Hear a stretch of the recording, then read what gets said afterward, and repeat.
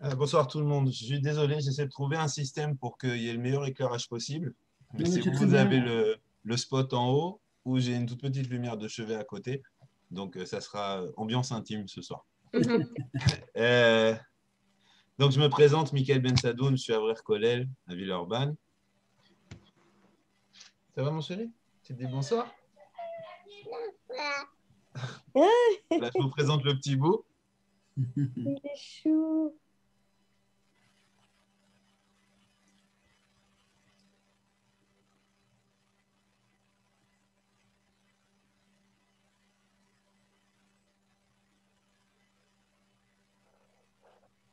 Un sens à la vie. Et c'était pas mon idée première, mais c'est sûr que ça va y toucher. Comme vous l'avez énoncé en introduction, on vit une période qui est sacrément difficile, une période qui est très, très éprouvante. On a, Jam, il a décidé de rappeler beaucoup de gens, il a décidé de faire endurer des épreuves à beaucoup, beaucoup de personnes. Il faut arriver à passer, on n'a pas le choix de toute façon, il faut arriver à passer ces étapes de la vie de la meilleure façon qui soit. Donc, on va essayer de développer un petit peu ce sujet. On tombe ce soir quasiment à quelques jours de Pessah. Tout le monde le sait, Chag Pessah, c'est la fête de la Emouna. La Emouna, c'est, on traduit en général ça, croire.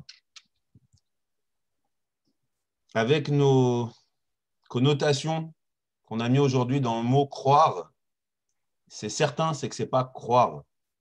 Emouna, c'est savoir, c'est être sûr. Pessah, c'est la fête où on va se rentrer dans la tête la seule vérité qui existe, c'est que Hachem, il est maître du monde. Comment on fait? La question, elle est très simple. Comment on fait? Alors, il y a une autre façon d'appeler Pessar, une sorte de jeu de mots comme ça, c'est Pessar, une bouche qui parle. Je pensais à ça tout à l'heure, c'est très étonnant. Ça fait 1 an qu'on est tout le temps dans la rue avec un masque sur la bouche. Il ne faut pas chercher bien loin pour comprendre qu'on a un problème avec notre bouche. Il y a beaucoup de choses qu'on n'a pas le droit de dire, qu'on n'a pas le droit de formuler, on n'a pas le droit de sortir. Alors, on appelle ça en général la shonara au sens très large.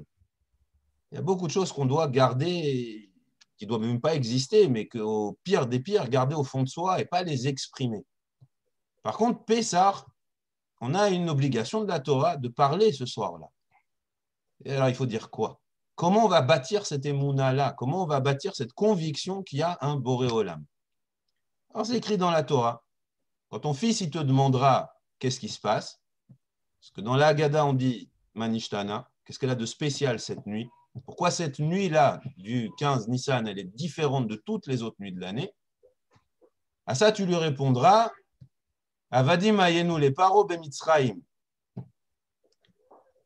On était esclaves en Mitzraïm chez Paro. Et quand on continue un petit peu à développer la Haggadah, on voit qu'en réalité, pour arriver à Emouna, pour arriver à la sortie d'Égypte, pour arriver à Kriyat Yamsouf, pour arriver à Matan Torah, on remonte bien en amont de ça. On remonte à Terah. Terah, c'est le père d'Abraham, et on dit, voilà, le papa d'Abraham, il faisait Avodah Zarah, et nous, on a commencé à changer de kivun, changer de direction, on est rentré dans Avodat Hashem. Donc, on apprend de la Haggadah que, excusez-moi, on apprend de la Haggadah qu'en réalité, comme toute chose, pour arriver à bâtir, il faut des fondations. Et pour qu'il y ait des fondations, il faut déjà qu'il y ait un sol qui soit solide. Quand Paro il a voulu avilir les Bnei Israël en Égypte, il leur a fait construire 2 villes, Pithom et Ramsès. Ces 2 villes-là, elles étaient sur des marécages. Tous les jours, ils venaient, ils construisaient quelque chose, et quand ils revenaient le lendemain, ça s'était enfoncé dans le sol. Recommence, et recommence, et recommence, et tourne en rond, et fatigue-toi pour rien. Ça fait plusieurs années, nombreuses années, qu'on a tous parlé de Emouna, qu'on a tous fait le Seder. Maintenant, les Maas et Tachlit, quand on regarde, Bon, c'est dur à dire, mais la Emouna, la vraie Emouna, elle est loin de nous. Elle est très loin de nous. Alors, comment on fait pour l'acquérir? Comment on fait pour la construire sur des bases solides, sur quelque chose, sur une base qui servira pour que cette Emouna elle puisse rentrer en nous et rejaillir pendant un an? Alors, Asla Chazal, ils ont institué, Chachamim, ils ont décrété qu'en amont de Pessah, pendant un mois, pendant tout le mois de Hadar, il y aura 4 parachiotes à faire. Il y a 4 parachiotes en plus qu'on va lire. Il y a Parashat Shkalim, Parashat Zachor, Parashat Para et Parashat Achodesh. En réalité, ces 4 parachiotes-là, c'est 4 préparations, c'est 4 façons de se travailler pour arriver déjà à enlever en nous tout ce qui ne va pas, revenir à une situation de parvé, de neutre, pour après pouvoir construire. Voilà, maintenant que tu es neutre, tu vas pouvoir construire Pessah. Donc chaque paracha, elle correspond à un travail différent. Parashat Shkalim, c'est la mitzvah de Machatit HaShekel. Hachem, il demande que chaque Ben Israël, il amène une demi-pièce, il amène plutôt une pièce d'un demi-shekel. Cette paracha-là, elle nous apprend la Hanava. Bon, j'ai encore un trou de mémoire. Monsieur Zécri, comment on traduit Hanava en français? La modestie. Modestie. La modestie. Ça veut dire une notion très simple. Savoir où on est, savoir ce qu'on représente, savoir ce qu'on vaut. Et pas commencer à s'imaginer qu'on est beaucoup plus que ce qu'on est.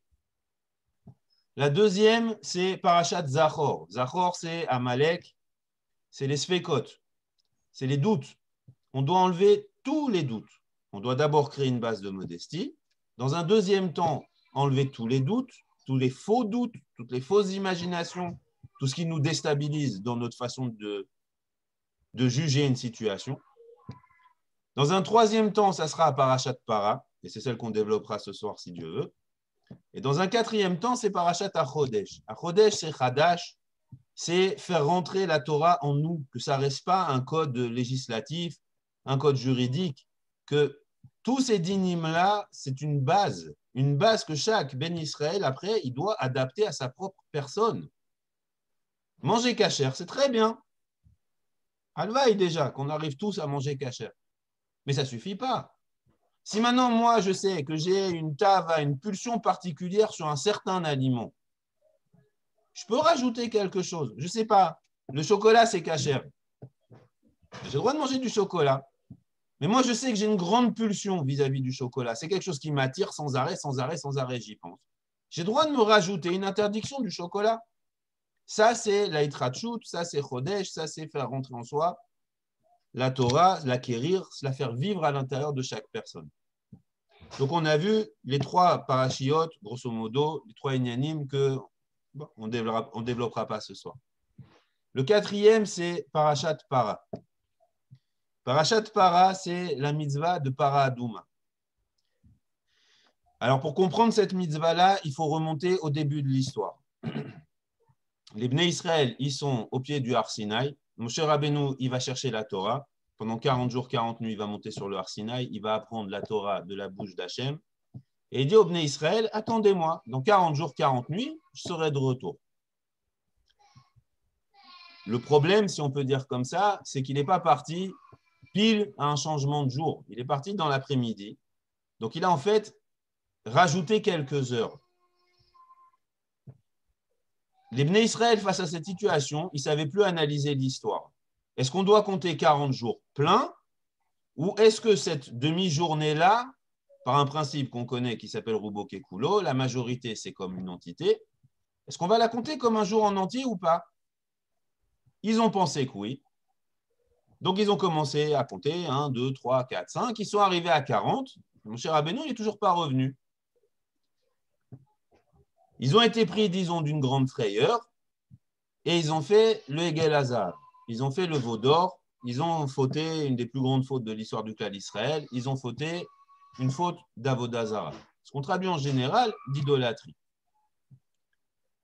Pour pouvoir être métaken, cette faute-là, pour pouvoir arranger cette faute-là, Chazal il nous explique que Hachem Keilou, comme s'il avait instituer le pendant de cette faute-là, c'est la mitzvah de Paradouma. Paradouma, c'est quoi? On va prendre une vache qui est entièrement rousse, on va l'égorger, on va la brûler, on va récupérer les cendres. Ces cendres-là, on va les mélanger avec de l'eau, et cette mixture-là, elle va servir à purifier celui qui est tamémet, celui qui est impur à cause d'un mort. Il y a déjà deux questions majeures qui sont en train de se poser ici. La première, comment les Bnei Israël qui sont sortis de Mitzrayim, qui ont vu les 10 plaies, qui ont vu Kriyat Yam-Souf, parce que les plus grands Névim du clan d'Israël, ils n'ont même pas atteint la poussière de ce qu'eux, ils ont vu. Ils sont au pied du Har Sinaï. Ils ont entendu au moins les 2 premiers commandements de la bouche du Boré Olam. Ils ne peuvent pas attendre une journée en plus. Ils ne savent pas comment analyser. C'est peut-être blanc, c'est peut-être noir. Tu vois que ce n'est pas blanc. Attends au moins que ce soit noir. Et si c'est ni l'un ni l'autre, tu verras ce que tu fais. Mais ils ne peuvent pas attendre. Tout de suite, ils vont se jeter dans la Avodah Zarah. Première question. Deuxième question. Un tikkun, c'est un arrangement. Comme tout le monde le comprend, on arrange ce qui est cassé. Je donne un exemple. J'ai une fuite d'eau à la maison, je ne vais pas appeler un électricien. Je vais appeler un plombier. Donc, normalement, cette mitzvah de Paradouma, elle doit correspondre exactement au tikkun, à l'arrangement de la faute du Egel Hazav, du veau d'or. Et quel est le lien entre les deux? Eux, ils ont fait un veau en or, une statue. Nous, pour arranger ça, on prend une vache rousse. Alors, veau, vache, on peut comprendre. Mais rousse, pourquoi rousse? Pourquoi rouge? Tu veux une vache, tu peux la prendre noire, tu peux la prendre blanche, tu peux la prendre marron, tu peux la prendre n'importe quelle couleur. Pourquoi il faut qu'elle soit rousse? Et si on continue dans ce système, qu'est-ce qu'elle m'a fait la vache? Pourquoi je vais la tuer? Pourquoi je vais l'égorger? Pourquoi je vais la brûler? Pourquoi je suis obligé d'aller chercher ses cendres? Pourquoi ces cendres, je dois les mélanger à de l'eau? Excusez-moi une seconde.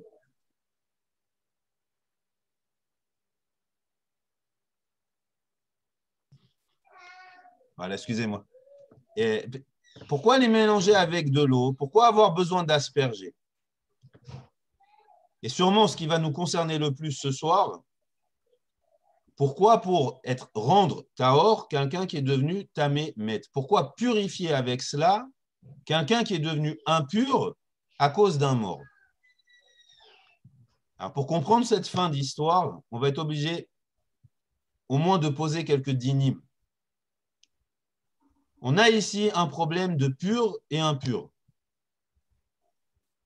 La Torah, c'est peut-être compliqué, mais ce n'est pas de la magie.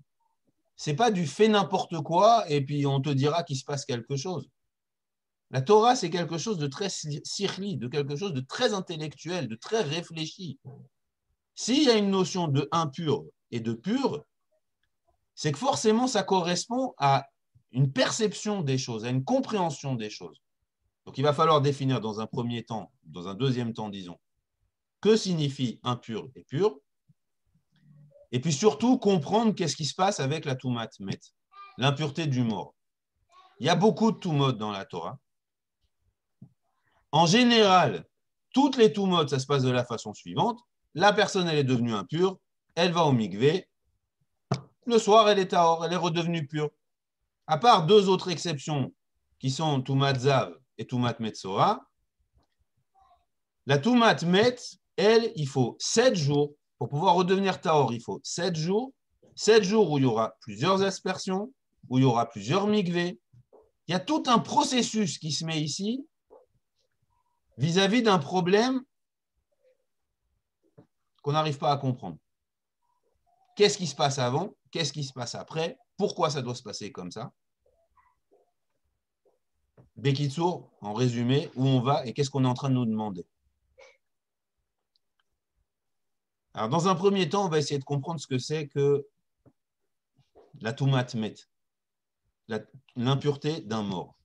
Pourquoi ce processus? Pourquoi cette situation? Pourquoi la Torah elle est en train de nous demander ici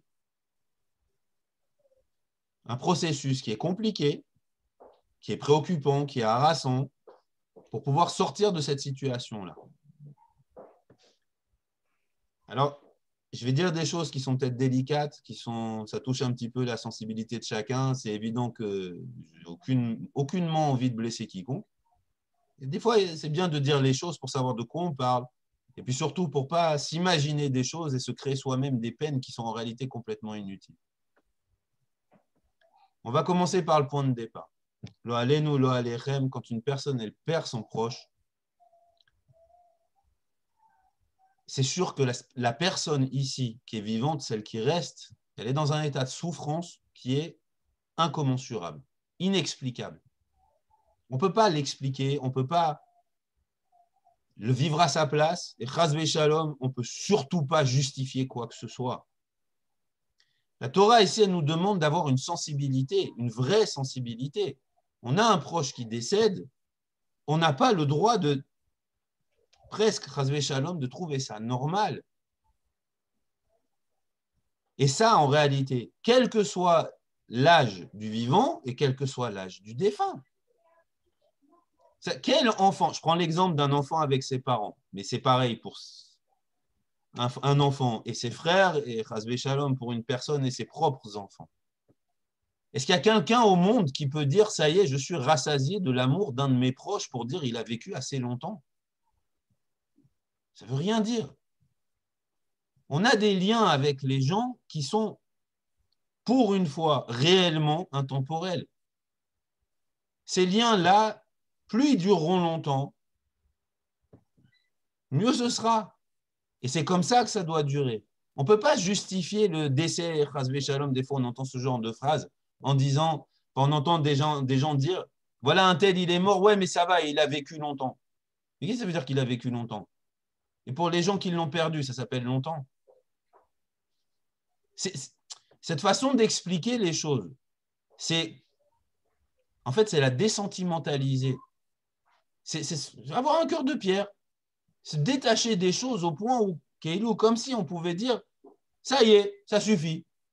Et ça ne veut rien dire, ça suffit. Chaque enfant, il est attaché à ses parents depuis le premier jour où il naît jusqu'au moment où on a l'impression qu'on lui vole. Et ça, quel que soit son âge.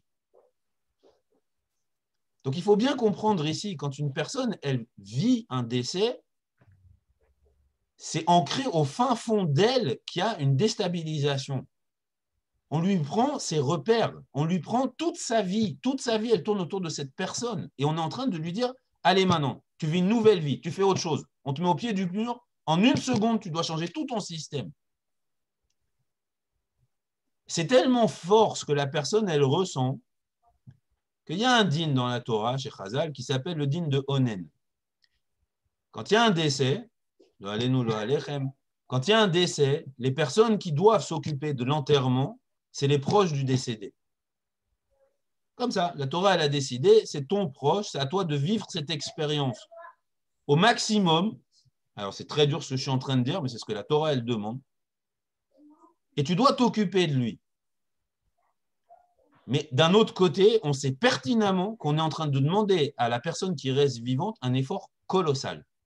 C'est tellement colossal que les Chachamim disent que pendant toute cette période, entre le décès et le moment où on mettra la personne sous terre, celle qui doit s'en occuper, les vivants, les proches, ils sont onen. Ça veut dire ils sont patours de toute mitzvah assez.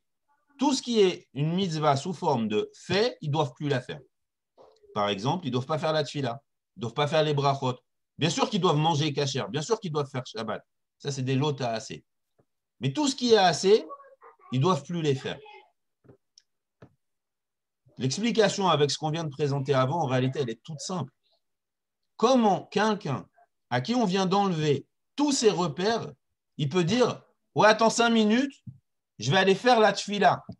Je vais aller louer le Boré Olam. » Alors, Miman Afshar, comment on dit en français, quelle que soit l'explication, on arriverait à un non-sens.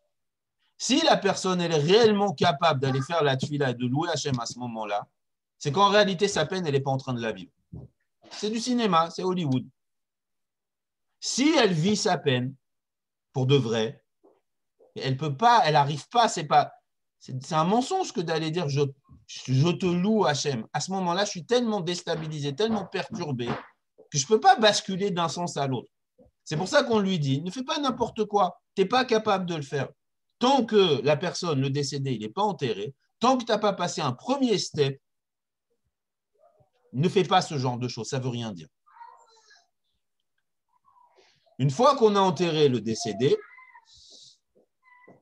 donc normalement, si le travail sur la personne il a été accompli correctement, le vivant, il commence déjà un petit peu à relativiser les choses, à arriver à rééquilibrer son système.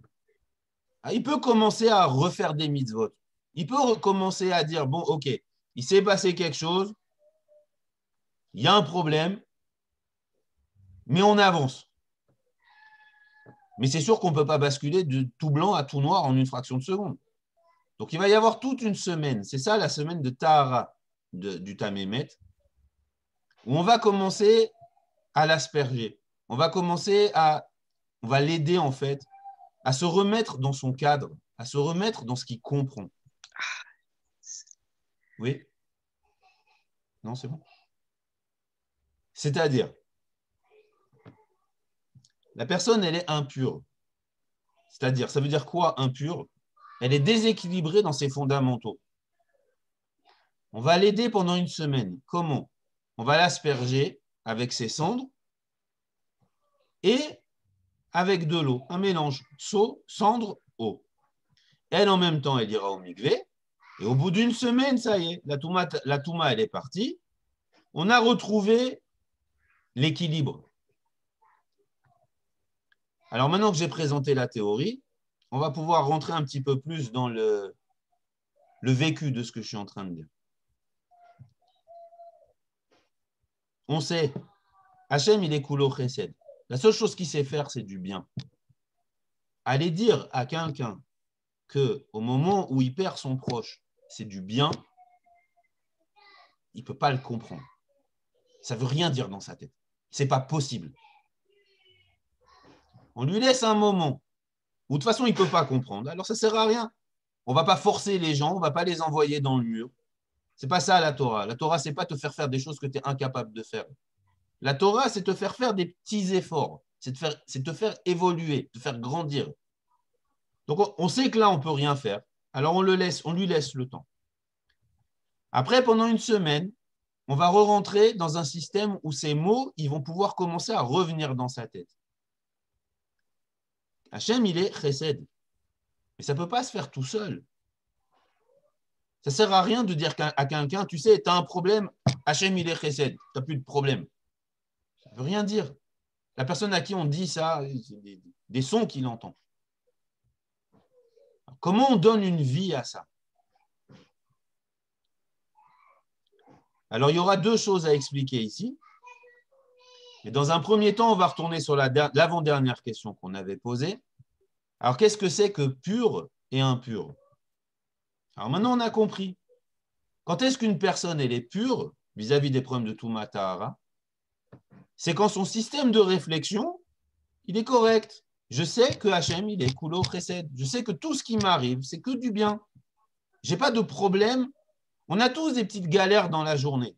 Je ne sais pas, je vais me garer et puis je ne trouve pas de place. Et je commence à tourner, à tourner, à tourner. Ce n'est pas une épreuve colossale. Ça ne demande pas des efforts surhumains. Je n'ai pas dit que ça n'en demande pas. Mais ça n'en demande pas non plus des colossaux que d'aller se dire ok, Hachem il est chesed, si je dois tourner, lui il sait pourquoi. Allez, ben je tourne. Quel est le problème? Je tourne. Je ne sais pas, peut-être que je trouverai une meilleure place, peut-être qu'Hachem il est en train de me protéger d'un problème. Quel est le problème? Je tourne. Mais quand on est face à des épreuves qui sont beaucoup plus compliquées, beaucoup plus dures, et là on va basculer dans l'impureté, arriver à avoir ce référent devant les yeux en permanence, ça devient très difficile. Et c'est pour ça qu'il y a un problème d'impureté dans la Torah. Parce que la Torah, elle exige aussi quelque chose, en réalité, d'évident, mais de très compliqué dans notre monde à nous, à réaliser. C'est le souvenir. Je m'explique. Voilà, vous voyez, c'est un cube. Le cube, il est Tahor. Imaginons que je suis allé cimetière aujourd'hui. Donc, je suis devenu tamé. Je touche ce cube. Ce cube, il devient tamé. Et le cube, il n'a pas changé. Il est toujours bleu. Il a toujours la même fonction. Qu'est-ce que ça veut dire qu'il est devenu tamé? Ça veut dire que maintenant, tant que je ne l'ai pas recadré, tant que je ne l'ai pas rendu tahor, chaque fois que je vais le voir, je vais me rappeler de ce jour où je suis allé au cimetière. Et je vais me rappeler de pourquoi j'y suis allé. Et cette souffrance, elle va revenir. Et cette déstabilisation, elle va revenir. J'ai besoin de recadrer les choses. Donc, il va falloir lui aussi l'amener au mikvé, le re-rendre tahor, le remettre dans mon cadre, que ma tête à moi, elle se recadre, elle se restabilise.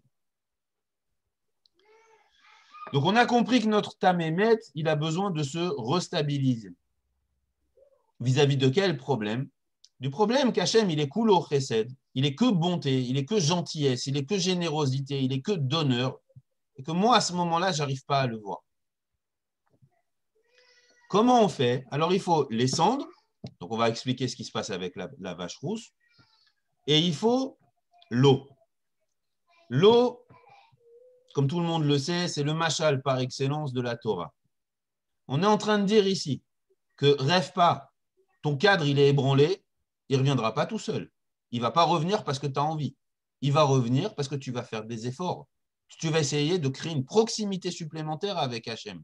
Parce que si cette proximité elle n'existe pas, si tu ne la crées pas, tu n'arriveras pas à sortir de ta souffrance. La souffrance, elle est peut-être légitime, mais Chas v'Shalom, Hachem, il n'a pas créé un monde pour qu'à un moment dans la vie de chacun, à partir de ce moment-là, on vit en état de souffrance en permanence. Ce n'est pas vrai. Il nous a demandé de comprendre à hauteur de ce qu'on peut comprendre, cette souffrance-là.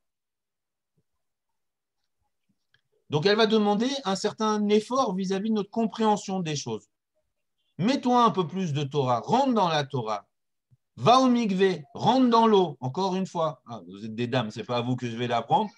Il y a une yann de mikvé dans la Torah, une madame, tous les mois, elle a un yann d'aller dans le mikvé, il y a une mitzvah de la Torah, qu'elle retourne dans l'eau. Alors, il y a beaucoup d'explications, énormément. Une d'entre elles, par exemple, c'est d'aller dire on retourne dans la matrice. Un bébé dans le ventre de sa maman, il est entouré d'eau.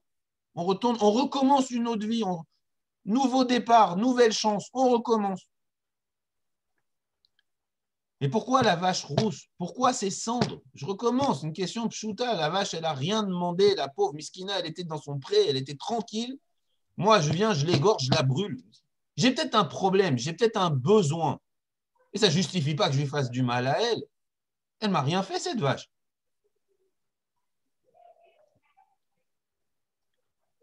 Alors là, il va falloir expliquer de façon un peu plus profonde. Le nyan de rousse. Pourquoi Hachem il a décidé que cette vache, elle doit être rousse? Pourquoi Hachem il a décidé, dans sa chorma, qu'on ne pourra jamais comprendre, qu'on peut juste voir de très loin, que quand je vais prendre une vache et que je vais la brûler, les cendres, elles vont être blanches. Pourquoi la vache, elle est rousse d'aspect extérieur et en réalité, elle est blanche intérieurement?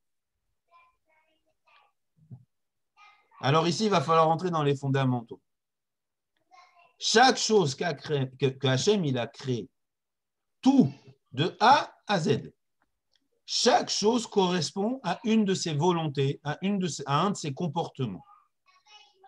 Le rouge, c'est Midat Adin, c'est la justice. C'est 1 plus 1 égale 2. Le blanc, c'est Midat Arachamim, c'est la miséricorde. C'est le Lifne Meshurat Adin. C'est vrai que 1 plus 1 égale 2. On peut attendre, on n'est pas obligé de sévir tout de suite. On peut te laisser une chance de faire tchouva. Dans la vache rousse, Hachem il est en train de nous montrer que même si l'aspect extérieur, c'est Midat Adin, c'est le rouge, l'aspect intérieur de la chose, c'est le blanc, c'est Midat Chesed, c'est la Rachamim. Je donne un exemple. Une maman, alors, je donne un peu l'impression ici de passer Minakassé, la Katsé, d'un extrême à l'autre. Mais en réalité, les deux sujets, ils sont extrêmement liés. Il y a énormément d'explications de Chachamim. On voit que la naissance et la mort, c'est deux sujets qui sont en réalité très, très, très proches de l'un de l'autre. Donc, je peux me permettre, pour expliquer un problème vis-à-vis de la mort, de prendre comme exemple un problème de naissance. J'ai affaire à plein de mamans, tu vois. Vous avez été enceinte, vous avez eu des enfants. Vous avez vécu 9 mois de, on va dire au minimum, de difficultés, peut-être même des fois de souffrance. Vous avez mis un enfant au monde. Cet enfant, il a fallu l'allaiter. Quand on regarde, moi, voilà, en tant qu'homme, quand je regarde une maman qui fait ça, je trouve ça extraordinaire. Parce que rien que l'allaitement, c'est désagréable. C'est les montées de lait, ça fait mal. C'est le lait qui coule, ça salit. C'est le bébé qui tète, ça pince, ça pique, ça fait mal. C'est après, des fois, ça sèche la partie de la madame. C'est du sang. Et j'en ai jamais vu une au monde dire à son bébé, ah ben non, toi, t'as faim, oh. Moi, je ne vais pas avoir mal pour toi. Il y a ici une situation où un être humain, il est prêt à prendre une douleur intense, sévère, compliquée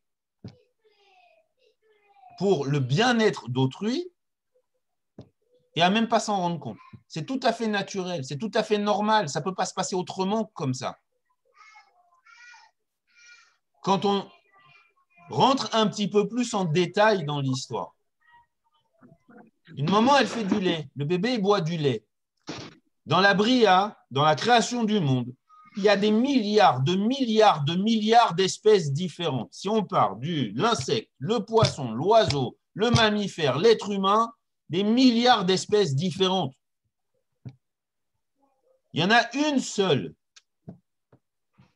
que quand le bébé il est terminé, c'est-à-dire sorti du ventre et plus aucun accès à l'intimité profonde de la maman, il n'y en a qu'une seule où le bébé il est incapable de faire quoi que ce soit. C'est l'être humain. On prend n'importe quel autre enfant, il y a deux solutions. Ou bien, par exemple, chez les kangourous, c'est vrai que le bébé, il sort, mais il re-rentre, il va dans une autre poche, et pendant un certain temps, il re-rentre dedans.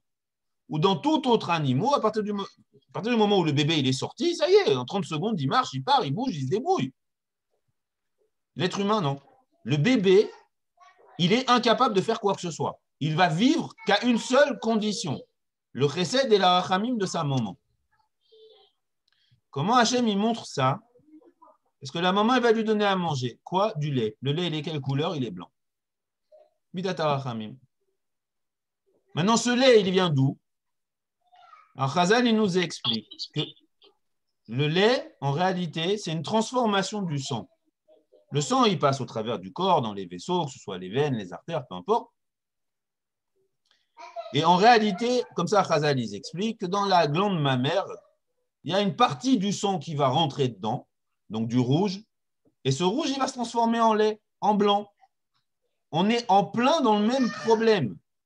Une midat adin, ça fait mal, c'est de la souffrance, c'est fatigant. Là, j'étais en train de penser, hein, quelle route vous avez, mesdames. Rajoute que ça fait mal et que c'est dérangeant et tout ce que tu veux, et en plus, c'est à 3 heures du matin. Ça, vas-y, toutes les 3 heures, toutes les 4 heures, vas-y, vas-y, rajoute ça. C'est pas grave, aussi. Salut. Et tout ça, c'est de la midat adin, ça fait mal, c'est dérangeant, c'est rouge. Et tout ça, c'est voué qu'à une seule chose, de la midat à rachamim, du chesed, du blanc, une vie qui va s'épanouir, une vie qui va se créer, un amour qui va se faire. Quand on revient à la vache rousse, c'est le même système. Quand je vais asperger les cendres sur le proche du décédé, c'est pas pour lui le salir, ça sert à rien, on n'est pas en train de lui lancer de la boue dessus. C'est pour lui montrer. Tu sais, il y avait une vache rousse, tu sais, tu as vécu un décès, tu as vécu une souffrance atroce, il y avait une midat adin. Toi, tu vis ça comme une midat adin. Toi, tu ne comprends pas. Toi, tu as un problème. Mais oublie pas, la seule chose qu'Hachem il sait faire, c'est du chesed, c'est de la rachamim. Ce rouge-là, en réalité, il est blanc. Il est midat adin, il est midat à rachamim. Il est pour le bien-être. Et le bien-être en réalité, et là ça va devenir très dur, de tout le monde. pas seulement du décédé, mais même du vivant. Celui qui reste vivant, il faut qu'il comprenne, à force d'effort, s'il peut, que tout ça, c'est Midat HaRachamim. Mais maintenant, ça, on ne peut pas le comprendre. On peut le savoir, on peut le ressentir, mais l'expliquer, le légitimer, dire c'est comme ça, pour telle et telle et telle et telle raison, personne ne peut le faire. Il n'y a qu'Hachem qui sait, on verra. Quand il faudra, on verra à 120 ans, on sera devant le Beddin d'en haut, tout sera clair. On verra pourquoi, on comprendra pourquoi à ce moment-là, Inachinami, ce qu'on a vécu, c'était que Midat Arachamim. Alors, comment on fait entre-temps? Eh bien, entre-temps, pour pouvoir y arriver, il y a une seule solution. C'est avoir un cadre qui est construit, un cadre qui est stable, un cadre qui tourne, entre guillemets. Je sais, je suis persuadé, je le vis sans arrêt. Midat HaRachamim, Midat HaChesed, tout est Midat HaRachamim, tout est Midat HaChesed. Il me faut un cadre sain pour après pouvoir construire Pessah, pour après pouvoir construire la Emouna. C'est qu'Inachinami, il y a un Boré Olam, et ce Boré Olam, je le vois sans arrêt. J'ai vu, il me fait du Chesed, il me fait du Chesed, il me fait du Chesed. Maintenant, comment on bascule, et je terminerai avec ça, comment on remonte avec le Chet à Hegel? Parce que tout à l'heure, j'ai expliqué, j'ai formulé, j'ai traduit que les Bnei Israël, ils ont fauté sous forme d'idolâtrie. Alors en réalité, c'est faux. Le vrai terme, celui que la Torah elle utilise, ce n'est pas de l'idolâtrie. C'est Avoda Zara. Avoda Zara, c'est quoi? C'est une Avoda. C'est un service. Mais qui est Zara, qui est étranger. Celui qu'Hachem ne veut pas. Les Bnei Israël, qu'est-ce qui s'est passé à ce moment-là? Ils ont compté les 40 jours en partant de la demi-journée. Ils ont vu que Moshe Rabbeinu, il ne revenait pas. Eh bien, ils ont été déstabilisés dans leur système. Mais en réalité, cette déstabilisation, elle est injustifiée. Il y a un problème, c'est vrai. Mais attends une journée, tu verras bien. Si dans une journée, il ne vient pas, si tu n'as pas 40 jours pleins, alors Inachinami, c'est vrai, il y avait un vrai problème. Mais s'il vient le lendemain, alors Sam, tu t'es trompé, attends 5 minutes. Non, ils se sont emballés dans leur déstabilisation. Ils ont eu un problème, voilà, tout de suite on va sortir une solution complètement fausse, mais ce n'est pas grave, il nous faut quelque chose. Si on peut effleurer peut-être, parce qu'il ne faut pas oublier, c'est d'Ordéa, c'est des gens qui sont bien plus intelligents, Chashuvim, Tzadikim que nous. Et si on peut un peu aborder l'histoire, c'est ça leur faute, c'est ça qu'Hachem est en train de dire. Tu auras, hélas, chacun aura dans sa propre vie des raisons vraies d'être déstabilisé. Ouais, ça suffit.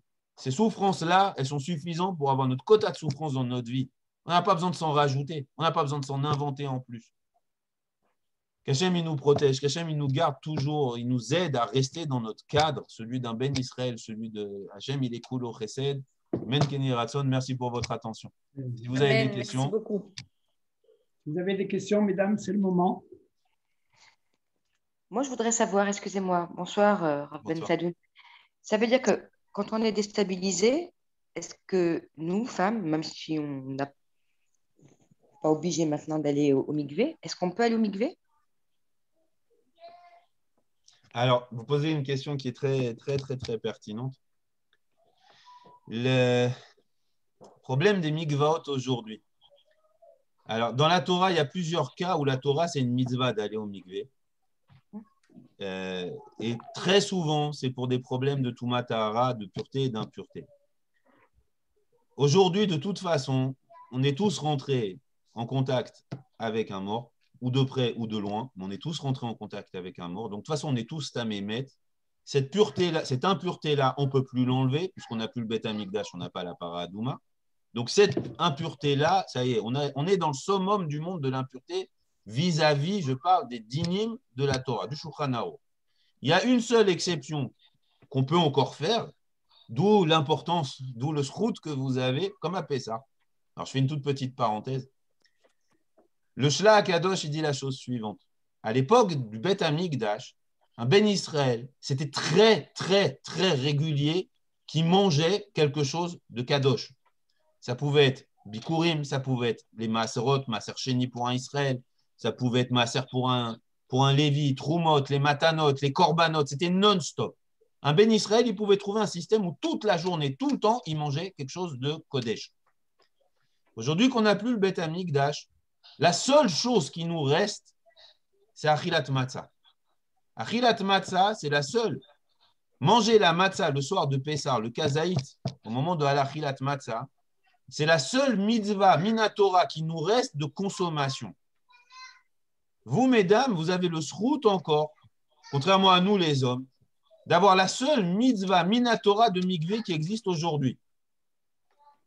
Quelle chance vous avez. Nous, c'est un srout qu'on n'aura pas. Tant qu'il n'y aura pas plus rapidement possible le troisième Beth Amikdash, c'est un srout qu'on ne peut pas avoir. Mais ça, c'est tout alpi din. Maintenant, la Torah, il n'y a pas que des dinim dans la Torah. Derrière la Torah, il y a plein d'autres concepts. Alors, on peut appeler ça chassidout, on peut appeler ça, je ne sais pas moi, moussar, itnagout, peu importe. Ça, la compréhension des choses. Quand j'ai dit ça, ce n'est pas pour dénigrer, hein. C'est une autre façon, quelque chose de supplémentaire, une autre facette. C'est la hitrachout de. Au contraire, c'est la hitrachout de Parashat HaChodesh. C'est le plus, c'est quand la Torah, elle rentre en nous. Ça, c'est le mikvé de chacun quand il sent qu'il a besoin d'aller au mikvé. Donc, si je peux répondre de la façon suivante à votre question, madame, inachinami, quand on ne se sent pas bien, quand on se sent perturbé, il n'y a rien qui empêche d'aller au mikvé. Au contraire. D'accord. Merci. D'autres questions, mesdames? Est-ce qu'on peut clore la conférence? Est-ce que le rouge, on peut dire aussi que c'est par rapport à la terre? Non? À la terre, je n'ai pas compris l'idée. Parce que on disait que Adam était rouge parce qu'il avait été... Non, enfin, j'espère que je ne vais pas dans un chemin... on disait que Adam, il était rouge parce que la terre elle-même était rouge. Non? Alors, il faut comprendre, c'est que Adam, on va rentrer ici dans un autre problème, c'est que les mots en français, c'est des inventions des gens pour décrire des objets. Les mots en ivrite, c'est des concepts que le concept va se matérialiser par sa propre définition. Adam Arishon, en réalité, il s'appelle homme. C'est ça son nom, c'est homme, Adam. Hachem, il l'a créé avec de la terre, Adama. Donc, on retrouve ce moussak de Adam, Adama. Et c'est aussi Dam, le sang. Donc, il faut comprendre, c'est que l'être humain, par définition, son instinct premier, c'est Midatadin. C'est d'essayer de 1 plus 1 égale 2. Nous, en tant que Ben Israël, on doit transcender ce moussak-là. On doit l'abandonner, on doit au contraire. La spécificité d'Abraham Avinu, c'est que c'était un homme de chesed. C'est quelqu'un qui allait au-delà de ça. L'instinct premier, c'est 1 plus 1 égale 2, et toujours à mon avantage. Le jour où vous trouverez quelqu'un qui naturellement dira « j'ai tort », c'est qu'il y a un problème. Ou vous avez affaire à un tzaddik gamour, ou vous avez affaire à quelqu'un qui est en train d'essayer de passer entre les mailles du filet. La nature humaine, depuis notre plus tendre enfance, c'est d'être égoïste. Qu'est-ce qu'un enfant il fait quand toute la journée un bébé? Il pleure. Moi, je veux. Hachem, il a décidé son monde comme ça pour qu'on ait un srout, passer au travers de ça. Mais ça, c'est la nature humaine, inachinami. C'est le Midat Adin, c'est Adam Arishon.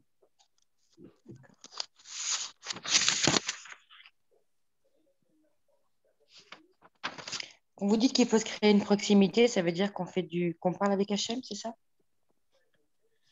Alors, non, pas tout à fait. Parler avec Hachem, c'est... Parce que tout à l'heure, vous avez dit qu'il fallait créer une proximité avec Hachem pour sortir de la souffrance. Oui. Qu'il fallait étudier, qu'il fallait faire les choses. Donc, on peut aussi, pour créer une proximité avec Hachem, on peut lui parler. Alors, vous avez tout à fait raison. Mais en fait, on parle ici, parce que c'est comme toute chose, il y a plusieurs facettes au même problème. Une proximité, elle peut se créer de plusieurs façons. Ça veut dire, parler à Hachem, c'est tellement obligatoire dans la vie d'un Ben Israël que pour nous, en tant qu'hommes, on n'a déjà pas le choix, c'est minimum 3 fois par jour. Minimum. Donc, c'est sûr que plus on parle avec Hachem, mieux c'est. Moi, je me rappelle, Hachem, il garde son âme auprès d'elle, ma grand-mère, mais je sais que, Sam, avec les gens avec qui j'étudie, il y en avait de partout. Alors, on va dire la génération d'il y a 50, 60 ans.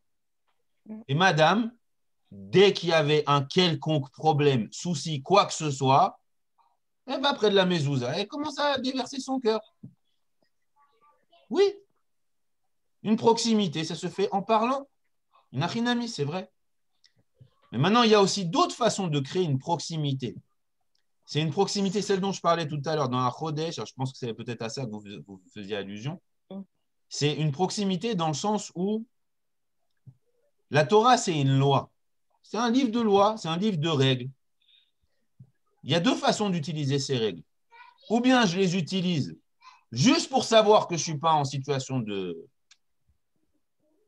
d'aller